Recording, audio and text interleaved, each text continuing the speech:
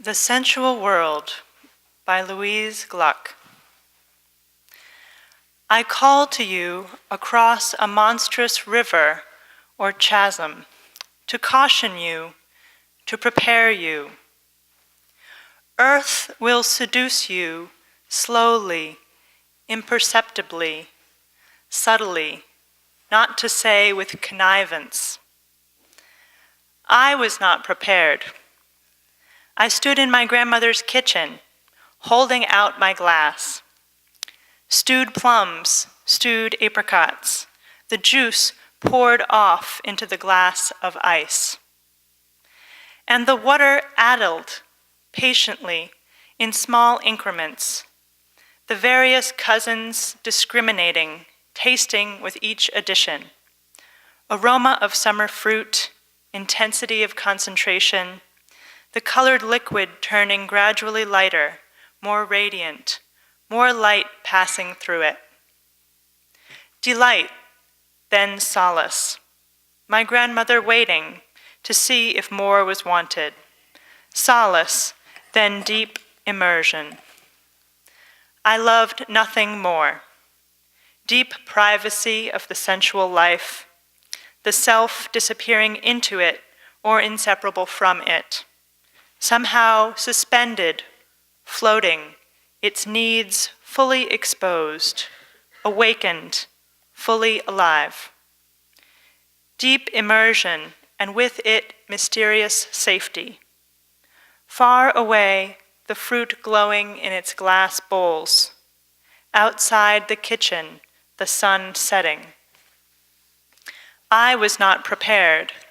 Sunset, end of summer. Demonstrations of time as a continuum, as something coming to an end, not a suspension. The senses wouldn't protect me. I caution you as I was never cautioned. You will never let go. You will never be satiated. You will be damaged and scarred.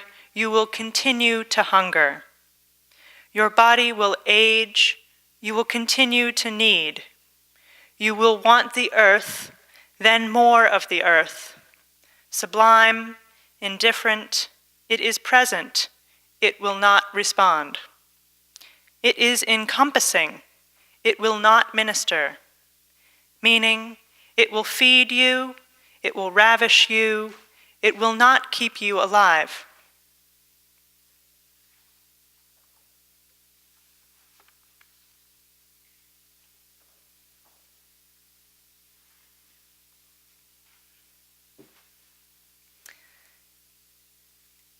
Please join me in singing hymn number 38, Morning Has Broken.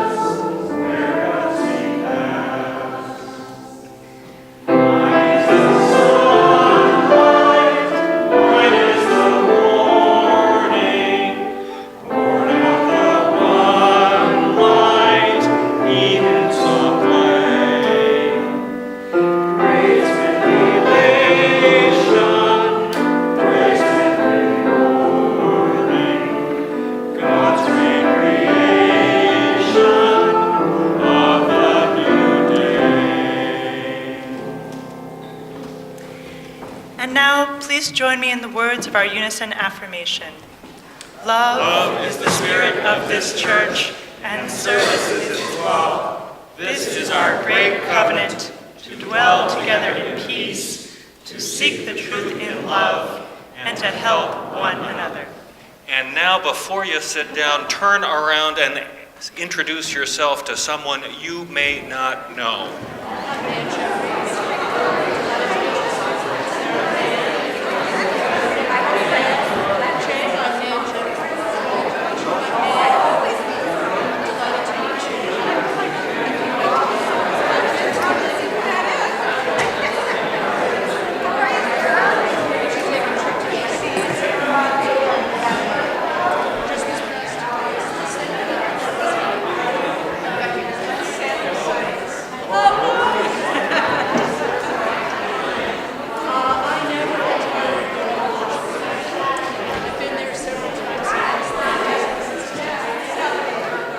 All right, enough of that.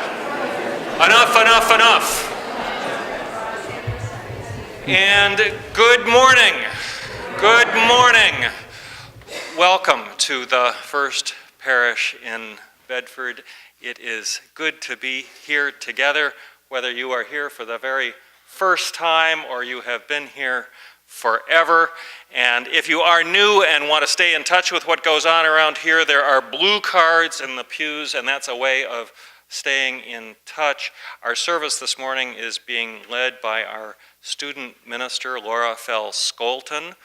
I am John Gibbons, and Megan Lines is our other parish minister. We are all here today, as many of our congregation are at Ferry Beach. Ferry Beach is a camp and conference center at Old Orchard Beach in Maine, Saco, Maine, whatever it is, okay, correct my geography.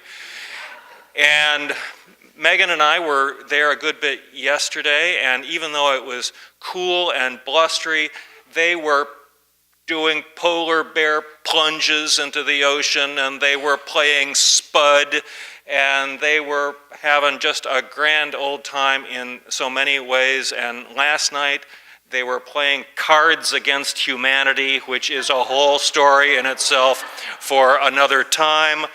And there were perhaps 150 of our congregation up there, and so it is great to have so many people here this morning. Welcome, everyone. Let's see. This coming week, next Saturday, will be our plant and craft fair, and this is a big deal. And Julie Turner, who is waving her hand over here, is one of the mavens of the plant fair, and she is very nearly desperate for people to help set up on Thursday after 3 o'clock and Saturday morning between 7 and 10 o'clock. The fair starts at 10 o'clock, and then to take down the fair after 2 o'clock on Saturday. So if you're able to help, talk to Julie. She'll really appreciate it. And, you know, that's just a minor thing to be doing during the day on Saturday, and if you want to hang around a while longer, there will be a contra dance. Oh, it's the night before, excuse me. Oh, thank you for correcting my sense of timing. My sense of geography, my sense of timing. The night before, Friday night, okay, there is going to be a contra dance, to get you ready, loosened up and ready for the plant fair, and that contra dance will happen from 8 to 11 o'clock Friday evening. Megan is one of the maven organizers of that thing, and there will be beginners lessons at 7:45. And next Sunday at this time, at 10 o'clock, will be our annual Coming of Age service, and that usually is a fan favorite as you get to hear teenagers' credo statements of their evolving beliefs. So a lot going on around here. Let's see, I think I have covered the things that I want to say, and though it says there is a time for all ages, there really isn't a time for all ages this morning, but it being Mother's Day, I have brought a poem which may be familiar to you from the great poet Billy Collins, and this is titled The Lanyard. You remember what a lanyard is, you know, that you braid a little thing of leather and put around your neck or put your keys on it? How many of you have a lanyard somewhere in your life? A bunch of you have lanyards in your life. Did any of you make your lanyards at camp? Yes, some of you made lanyards at camp. That's what this poem is about. The lanyard. The other day, as I was ricocheting slowly off the blue walls of this room, bouncing from typewriter to piano, from bookshelf to an envelope lying on the floor, I found myself in the L section of the dictionary where my eyes fell upon the word lanyard. No cookie nibbled by a French novelist could send one more suddenly into the past. A past where I sat at a workbench, at a camp, by a deep Adirondack lake, learning how to braid thin plastic strips into a lanyard. A gift for my mother. I had never seen anyone use a lanyard, or wear one, if that's what you did with them. But that did not keep me from crossing strand over strand again and again until I had made a boxy red and white lanyard for my mother. She gave me life and milk from her breasts, and I gave her a lanyard. She nursed me in many a sick room, lifted teaspoons of medicine to my lips, set cold face cloths on my forehead, then led me out into the airy light and taught me to walk and swim, and I, in turn, presented her with a lanyard. Here are thousands of meals, she said, and here is clothing and a good education. And here is your lanyard, I replied, which I made with a little help from a counselor. Here is a breathing body and a beating heart, strong legs, bones, and teeth, and 2 clear eyes to read the world, she whispered. And here, I said, is the lanyard I made at camp. And here, I wish to say to her now, is a smaller gift. Not the archaic truth that you can never repay your mother, but the rueful admission that when she took the 2-toned lanyard from my hands, I was as sure as a boy could be that this useless, worthless thing I wove out of boredom would be enough to make us even. Happy Mother's Day. We're going to sing, I think, a hymn I have never heard before, and it is When the Daffodils Arrive. It is number 62.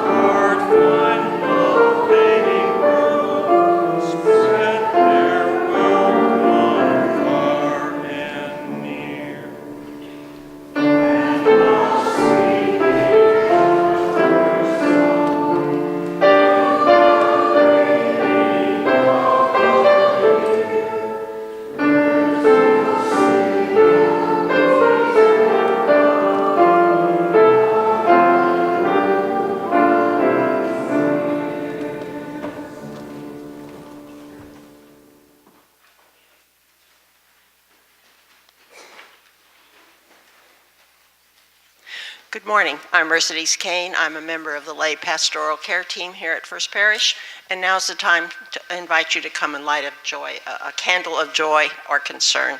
I'll be here at the candle stand later for anyone who wants to light a private candle. And I light this last candle for all mothers everywhere and for all of the joys and concerns we hold in our heart.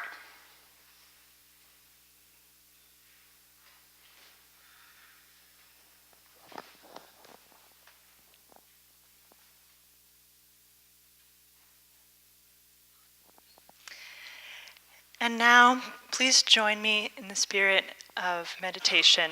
We're going to have a few moments of silence, after which I'm going to invite us to, if you'd like, say out loud the name of a person who has nurtured you or helped you in your life, which could be a mother or could be a friend or a father or someone who has supported you.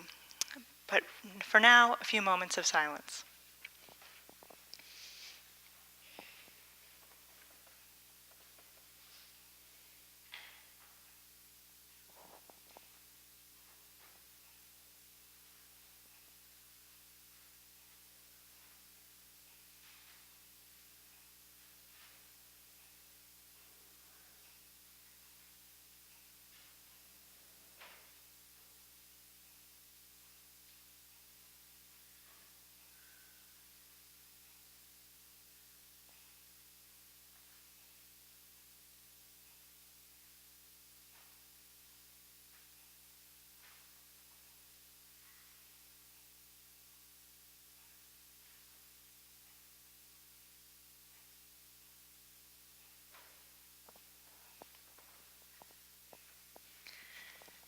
I invite you to share out loud, if you would like to, the name of someone or some people who have nurtured you and kept you alive in difficult times and in good.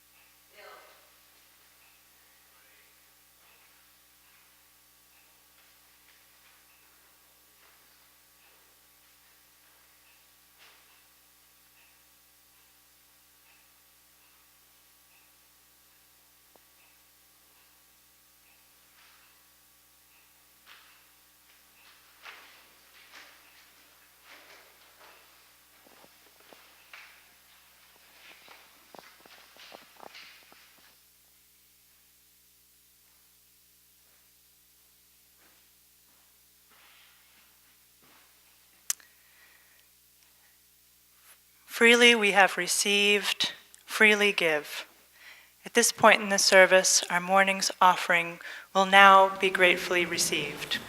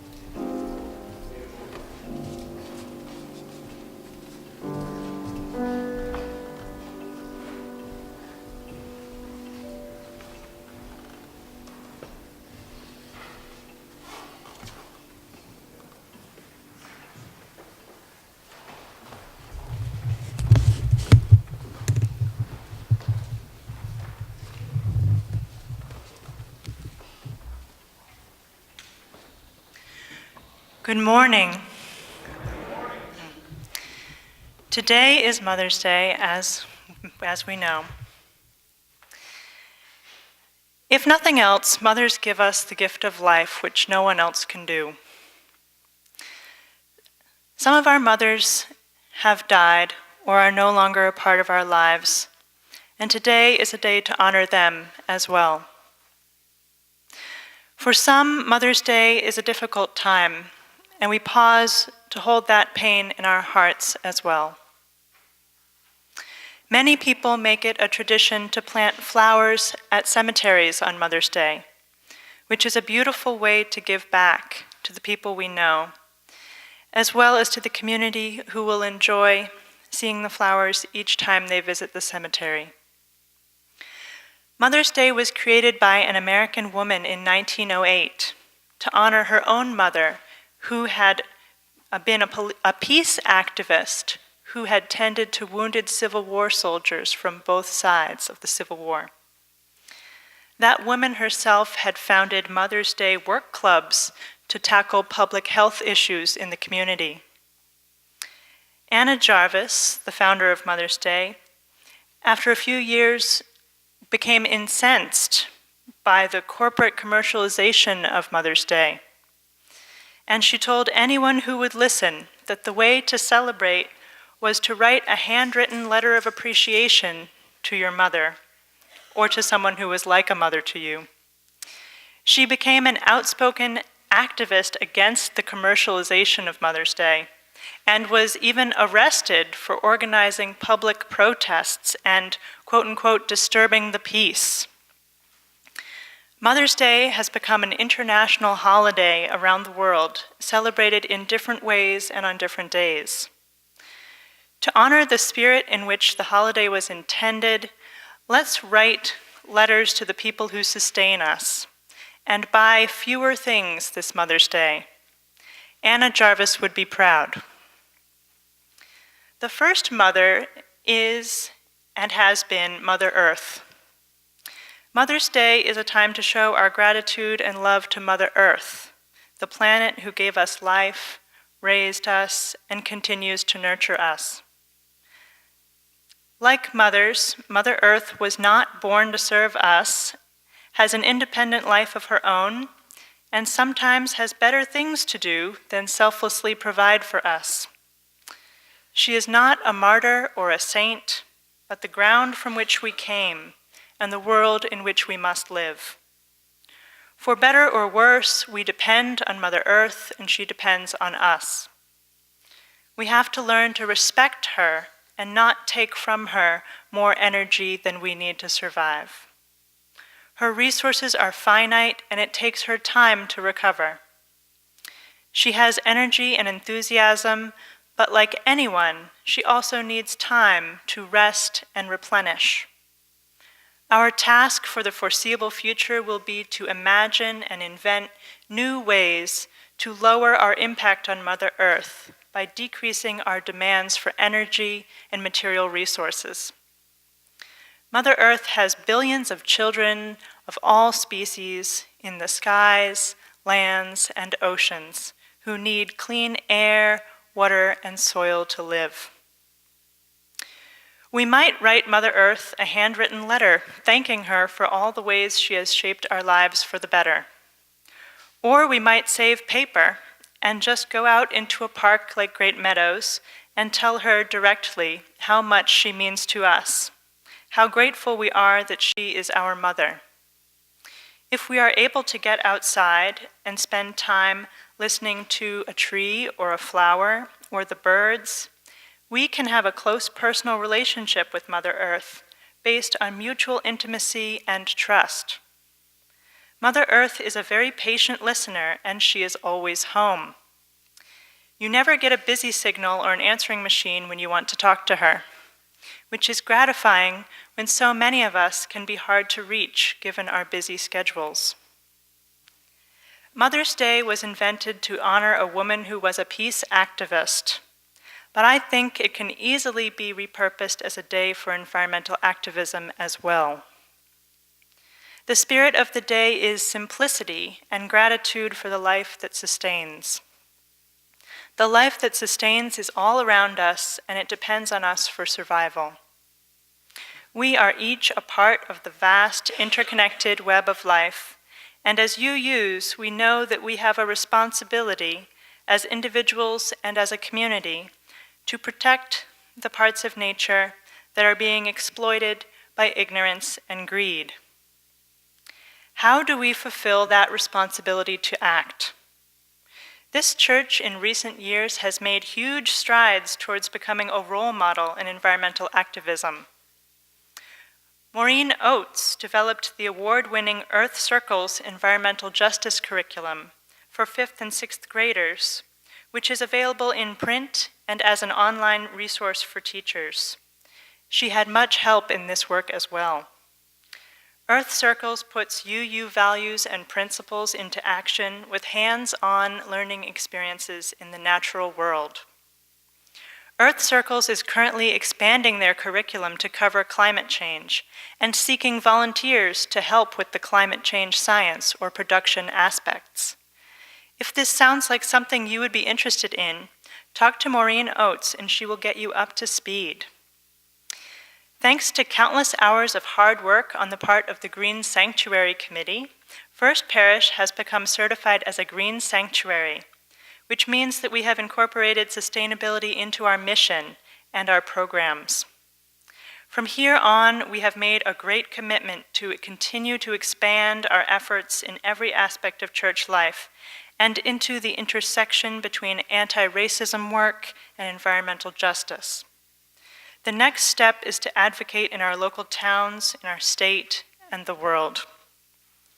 This spring, we hired our very own UU environmental justice organizer, Evan Seitz, to help us get organized around a whole range of environmental activism projects.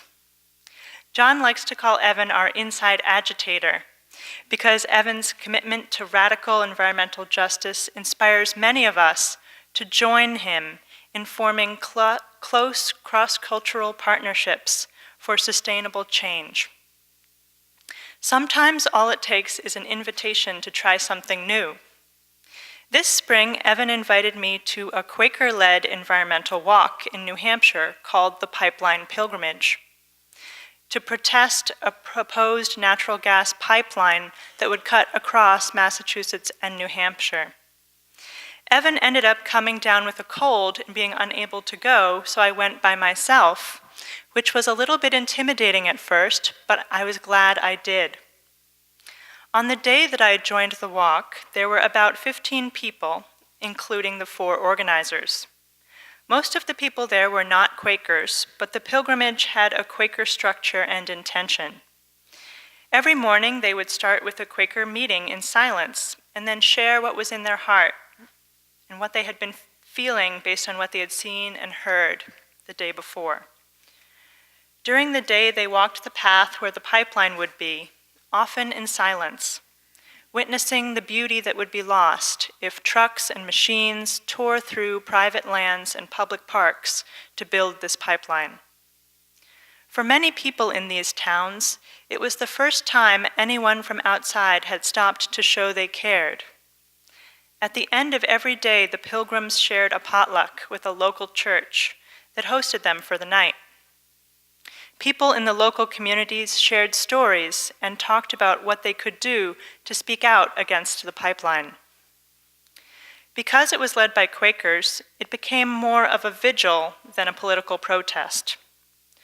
Once people realized that it was a walk of witness and grief instead of anger and blame, local people were amazed and moved that strangers they didn't know stood in solidarity with them. The driver of an oil truck honked as he drove by, then showed up at the community supper in the evening to express his support.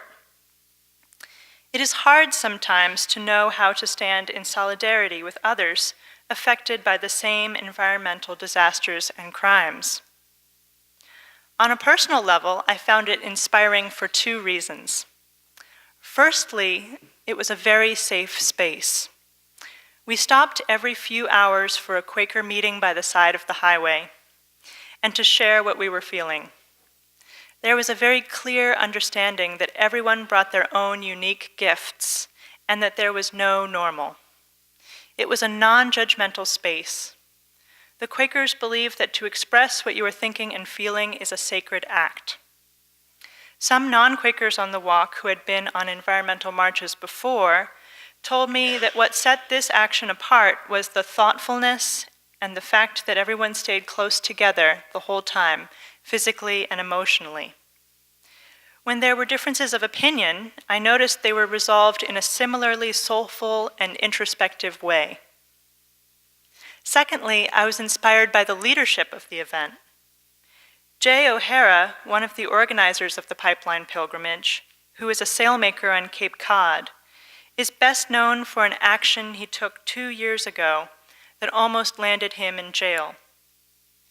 He and a friend in a fishing boat blockaded the Brayton Point coal power plant for a day in their boat, preventing 40,000 tons of coal from being delivered.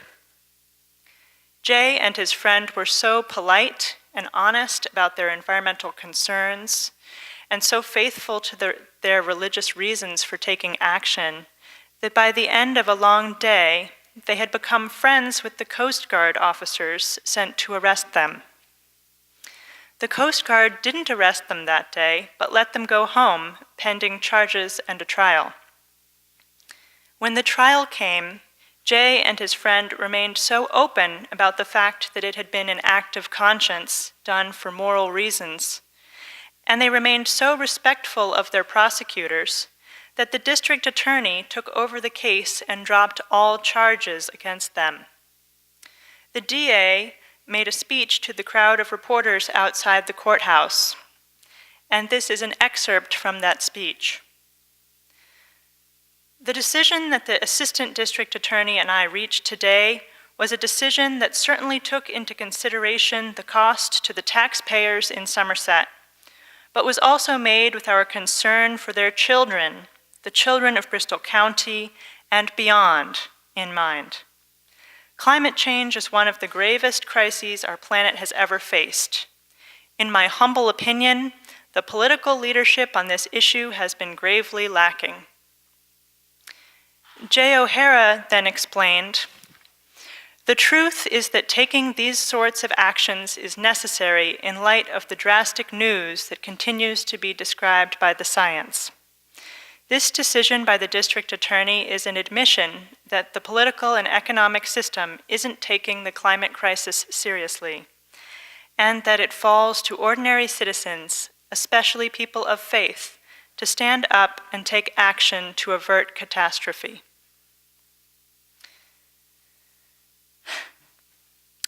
Faith-led environmental activism means different things to different people. On that pipeline pilgrimage, a Jewish emergency room surgeon from Connecticut spoke with me for a long time, and the thing that he said that spoke with me the most was actually him quoting someone else who said, "In order to do the impossible, you must be able to see the invisible. You can walk on water if you know where the stones are." In this case, the man was not talking purely as a person of faith, but also as a scientist. As a surgeon, he sees magical things happen all the time. People come back to life on the operating table or die when the medical evidence says they should live. But he knows that those things are caused by unseen processes within the human body, which can be understood given enough observation and insight. The power of faith-based activism is our ability to say, there is more going on here than meets the eye. What are we not seeing? Who is not at the table who could be? Whose voices are we not hearing? And are we living our values in the way we treat other people, animals, and plants? The work of reducing carbon emissions might feel like an impossible dream, but it is not. In fact, it is a logical reality motivated by hope and love. There are very real things we can do with our voices, bodies, and our time that make a difference. Past victories have shown the success of environmental movements time and time again. UU environmental activism must seek to make visible the invisible and give voice to the people who are being silenced, the people most at risk in environmental destruction and climate change. That type of work is called environmental justice.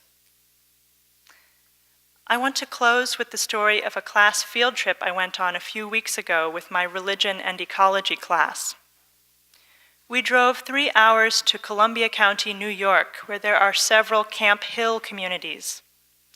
Camp Hill communities are inspired by the writings of Rudolf Steiner, a 19th century or 20th century Austrian guru. He is best known for inspiring the religion of anthroposophy and Waldorf schools. These communities are places where people with and without disabilities can live and work together in a rural village. Camp Hill Copake has about 200 people without disabilities and 100 people with disabilities, but there is no distinction between the two. Everyone works at the same jobs during the day, lives in family houses together, cooks and eats meals together in their houses, and no one pays or gets paid to live there. Everyone is there voluntarily, and people stay for anywhere between 1 and 50 years. The residents of Camp Hill communities farm using a type of organic agriculture called biodynamics, which they consider a blend of science and spirituality. I was inspired by the way they live their values in these religious farming communities. If UUs are going to do environmental activism to the level that we want to, then, like the people at Camp Hill, we will need to integrate our other values into the environmentalism that we do. The Green Sanctuary work and the Earth Circles work is not separate from the ideas we heard at the Access for All service, or the anti-racism mission of committees like the Multicultural Committee. Faith-based environmental activism has the potential to become a regular event in our daily, weekly, and monthly lives, and a source of great joy. As UUs, we bring our unique perspective to any environmental work that we do, whether it be with Mothers Out Front, 350.org, a farmer's market, or whatever else. We successfully overran the recent Shout event at the Old North Bridge in Concord, with our First Parish people of all ages riding bicycles adorned with felt tricorn hats made by Janet Powers. First Parish also petitioned at the State House during UU Mass Action Day and showed up for Harvard Heat Week, asking for divestment from fossil fuel corporations. UUs can bring the faith-based activism to the secular activism. The two are not separate endeavors, but rather partners in a larger movement that we are collectively willing into reality. First Parish is such a creative place, as evidenced by all these creative things we've done. And we will be in a position to continue to show up in large numbers at events like these. And it is my hope that we will begin to collaborate with other churches in doing so. We may need to lead the way and set a course that invites other congregations to join us. We are in a great place to act as leaders right now, thanks to the hard work of so many of you. In order to do the impossible, you must be able to see the invisible. You can walk on water if you know where the stones are. The more trailblazers we meet who are doing this work already, people of faith and conscience, the easier it becomes to see the invisible places where peaceful environmental action is just waiting to happen.